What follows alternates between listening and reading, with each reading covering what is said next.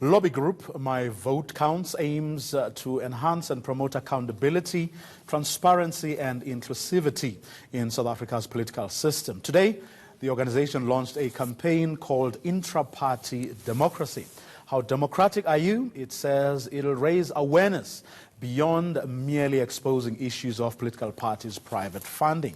It's also looking at how power is abused when internal operations of political parties are not thoroughly scrutinized. To talk more about this campaign, I'm joined via Skype by Zahira Grimwood, a researcher at My Vote Counts. Zahira, good evening. Thanks very much for your time. Well, with 2 weeks to go to the election, hasn't the bus really left the station? Yes, so, with regards to the kinds of questions that intra-party democracy poses, it was very difficult for us to be able to really gather the necessary evidence for us to test to which extent political parties actually conform to democratic principles. But we did try to engage political parties. We tried to engage them in January, and we even extended the invitation to them to meet with an official that they would entrust to engage with us in very important questions that falls under the banner of the theme of intra-party democracy, which would show that, and if they did respond, would show that they would be accountable in terms of how they operate as organizations, because we feel very strongly as an organization that by assessing political parties and how they conform to democratic principles is a necessary indicator for citizens to be able to use in order to make an informed vote. Well, parties, how parties tend to operate is a reflection of their constitutional values. And if you look at the number, it's a record number, 48 political parties taking part in this election. And just scanning the environment, when you see some of the people who are leading, especially the new political parties, it's difficult to even imagine how those parties can really exercise democracy in an ideal form. Yes, so the political parties that we approached were all those represented in the National Assembly, because as we feel when it comes to looking at the rules and how this would serve as an indicator, we feel that it would be most useful for us to look at which parties are already in public office if we want to then be able to evaluate how political parties go about doing membership audits and issues related to the intra-party elections. We would then have to limit ourselves by just approaching the political parties in the National Assembly, because it would have been impossible for us to do an analysis on all 48 political parties.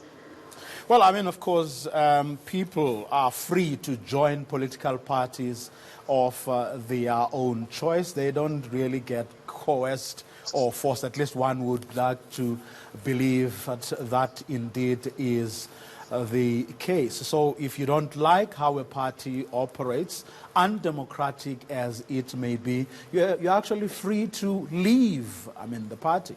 So how can then an organization like yours really police and actually whip those who are out of line into line?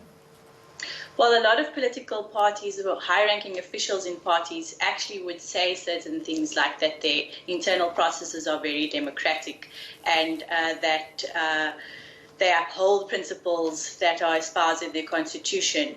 And I think it's very problematic to just say that a member can just leave, because a lot of the times when we're looking at certain cases, for example, we know with the case of the arms deal and Andrew Feinstein and Patricia Lowell last year with the issue of her facing discipline as the mayor of Cape Town, there's a lot of the times with these high-ranking officials or members of political parties who represent the party in public office, they're at the risk of losing their salary. So one can just easily say that a member can just leave. And if political parties do claim that they have internal democratic processes, then it's our responsibility as civil society and the media as well to hold them to higher standards and call them out when we've actually gathered evidence that shows otherwise. Well, the example you cited of a former MP who belonged to the ANC, belong to this 107-year-old party right now. And isn't it perhaps a reflection of what has become of our political system, that a party that old is battling with such issues? One would have thought that it wouldn't be that easy for a political party that big, that strong, and that has been around for so long to actually dismiss someone just like that simply because they dared to differ. Yes, so it shows that there's this issue of abuse of power, and through looking at the questions that inter-party democracy allows one to ask, one can see that abuse of power can be manipulated through various ways, whether it's through disciplinary committees and who in the parties allocated the power to constitute those disciplinary committees, whether it's clauses such as the recall clause that we saw with the DA that they wanted to include in their constitution last year. There are various rules in parties which we need to review so that we can look at how their constitutions actually regulate the relationships between their members and the party. Now, I think I need to give a bit more context because the legal character of political parties in South Africa actually allows for them to function as autocratic organizations. So although we have strong democratic institutional principles with regards to political parties who are competing with one another in general elections and local government elections, political parties themselves are not obligated to actually have democratic rules in their constitutions. But then political parties officials mustn't claim that they do have democratic rules.